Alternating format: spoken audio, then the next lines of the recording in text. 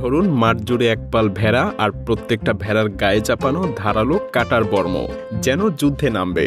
অথবা আপনি দেখলেন একজন চাষি তার নিজের গাছটাকেই কেটে মাটির দিকে বাঁকিয়ে ফেলছে। কি ভাববেন, পাগল নাকি নিজের ক্ষতি নিজেই করছে?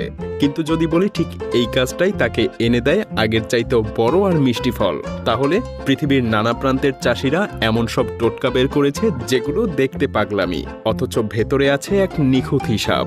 আজ তেমনই কিছু কাণ্ড দেখব।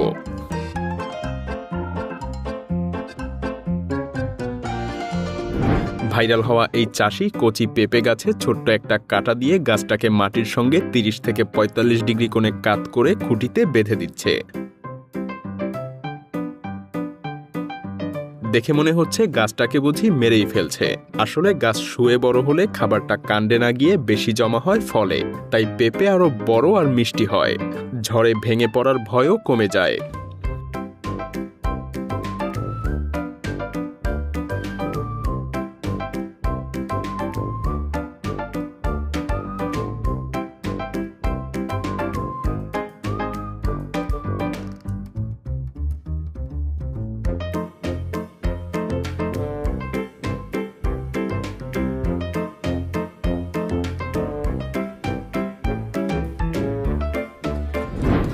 তরমুজ নিয়ে আরেকটা কাণ্ড দেখলে অবাক হবেন।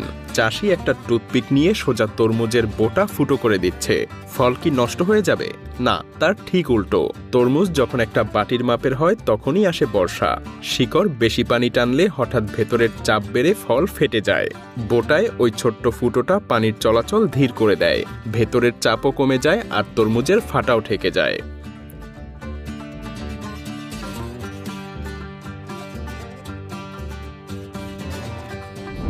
এই দৃশ্যটা রীতিমতো বোমা ফাটানোর মতো। আমেরিকা আর কানাডার চাষিরা ইঁদুর মারতে এখন আর ফাঁদ বা কোদাল ব্যবহার করে না। গর্তের মুখে একটা নল ঢুকিয়ে গ্যাস ভরে ট্রিগার চেপে দেয়। বিকট এক শব্দে গর্তের ভেতরে লুকানো ইঁদুর তো মরেই, গর্তটাও সাথে সাথে ধসে পড়ে। আর ইঁদুরও যে আমাদের গোলাঘরের চিরশত্রু সেটা তো নতুন করে বলার দরকার নেই।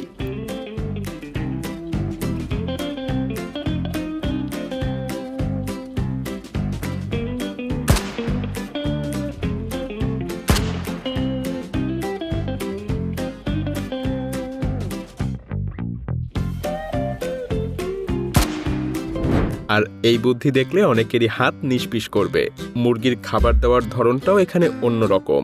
ফলমূল মাটিতে ছুঁড়ে না দিয়ে চাষি একটা খুঁটি পুঁতে তাতে একটার পর একটা ফল গেঁথে রাখে। মুরগিগুলো নিচের ফলটা আগে খায়, ওটা শেষ হলে উপরেরটা নিচে নেমে আসে। এতে একটুও খাবার নষ্ট হয় না।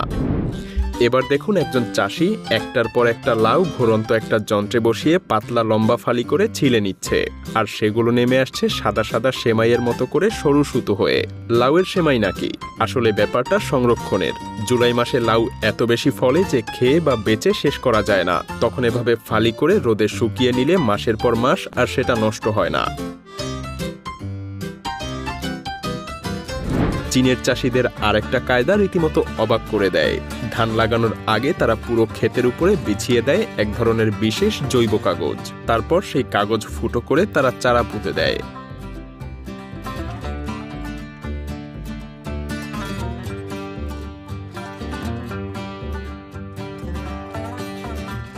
কাগজটা সূর্যের আলো আটকে দেয়, ফলে চারা যখন কচি তখন আগাছা মাথা তুলতে পারে না।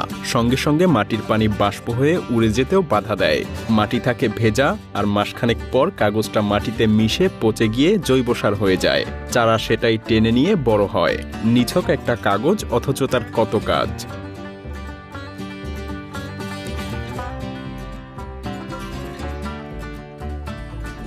এবার সেই ভেড়ার রহস্যটা সমাধান করা যাক। ভেড়ার পালকে মাঠে ঘাস খাওয়াতে নিয়ে গেলেই ওত পেতে থাকে নেকড়ের দল, আর দিনের পর দিন হামলায় পাল ছোট হতে থাকে। তাই চাষিরা ভেড়ার গলা আর পিঠ জুড়ে বসিয়ে দিয়েছে এই কাটার বর্ম। নেকড়ে ঝাঁপিয়ে পড়েও ঘাড়ে কামড় বসাতে পারে না, শিকার ফসকে যায়। ভেড়াগুলো এখন খাঁচায় বন্দি না থেকে দিব্যি মাঠে ঘুরে বেড়ায়।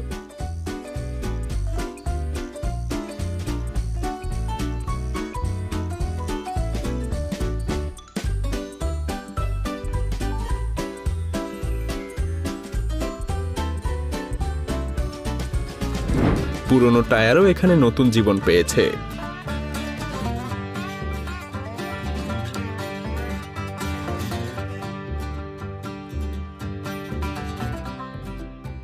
বাঁশ বা লোহার শক্ত খাঁচা না বানিয়ে চাষি বাতিল টায়ার অর্ধেক করে কেটে দেয়ালে লাগিয়ে দিয়েছে। ডিম পাড়া মুরগির জন্য দিব্যি এক আরামের ঘর, উঁচুতে বসানো বলে নিচটা থাকে খোলামেলা, আর টায়ারের বাঁকানো গড়নে ডিম গড়িয়ে পড়ে ভাঙে না। মেঝেতে পড়ার চেয়েও ডিম থাকে অনেক পরিষ্কার।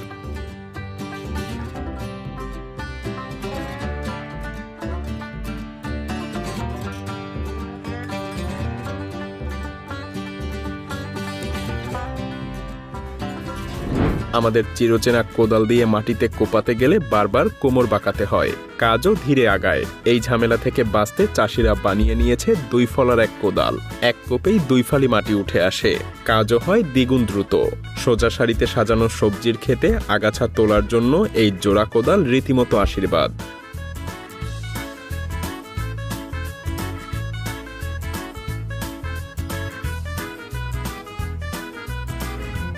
কলা বয়ে আনার কায়দাটা দেখলে প্রথমে মনে হবে চাষি বুঝি এই কাদি কাদি কলা খালে ফেলে নষ্ট করছে।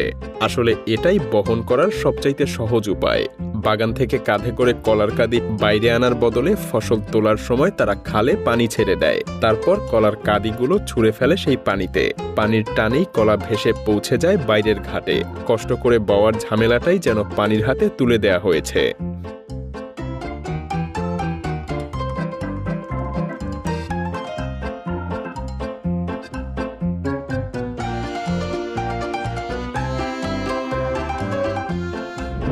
চীনে আবার সবজি ফলানো হয় একেবারে মাটি ছাড়াই।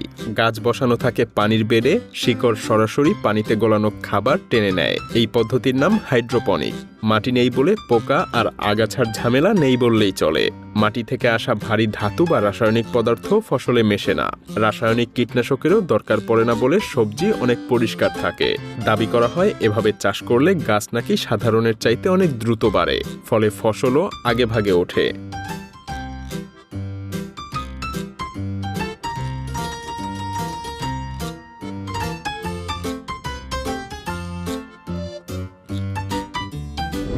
এবার সবচাইতে অদ্ভুত দৃশ্য, চাষি নিজের চীনাবাদাম গাছের উপরে দিব্যি পা দিয়ে মারিয়ে দিচ্ছে। কেউ আবার ভারী জিনিস গড়িয়ে দিচ্ছে গাছের উপর দিয়ে, এমনকি লাঠি দিয়েও পেটাচ্ছে। নিজে হাতে নিজের লাগানো গাছই কি নষ্ট করছে? একদমই না। এই মারানোয় ডালপালা মাটির কাছে নেমে আসে, ফুল আসে তাড়াতাড়ি, নরম কাণ্ড ভাঙে না, এবং উচ্চতা কমে যাওয়ায় গাছ ছড়িয়ে পড়ে বহু শাখায়। ফুল বাড়ে, বাদামও হয় অনেক বেশি। দেখতে যা মনে হচ্ছিল নিছকই ধ্বংস, সেটা আসলে ছিল আরো বড় ফলনের একটা চাবি। আসলে এই প্রত্যেকটা কাণ্ডের ভেতরেই লুকিয়ে আছে একটাই সত্যি, যেটাকে বাইরে থেকে পাগলামি বা ধ্বংস করা মনে হয়, ভেতরে সেটাই হয়তো বছরের পর বছর ধরে ঠেকে শেখা একটা ধারালো বুদ্ধি। এদের কোনো ল্যাবরেটরি নেই, দামি কোনো যন্ত্রও নেই, ডিগ্রির কোনো সার্টিফিকেটও নেই। আছে শুধু মাটির সাথে রোজকার লড়াই আর চোখের সামনে ফসল বাঁচানোর তারা। আর সেই তারা থেকেই জন্ম নেয় এমন সব সমাধান, যা দেখে বড় বড় প্রকৌশলীরাও মাথা নাড়েন। হয়তো পৃথিবীর সবথেকে পুরনো গবেষণাগারটার নামই একটা চাষের মাঠ।